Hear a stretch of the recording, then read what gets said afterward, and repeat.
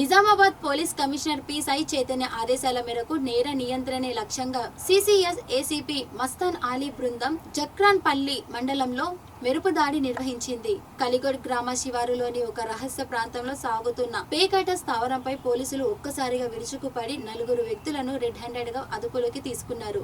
నిందితుల నుంచి 10,940 రూపాయల నగదుతో పాటు 4 వాహనాలు, 3 సెల్ ఫోన్లను స్వాధీనం చేసుకున్నారు. పట్టుబడిన వారిని తదుపరి చట్టపరమైన చర్యల నిమిత్తం స్థానిక పోలీస్ స్టేషన్ కు తరలించి కేసు నమోదు చేసినట్లు అధికారులు వెల్లడించారు.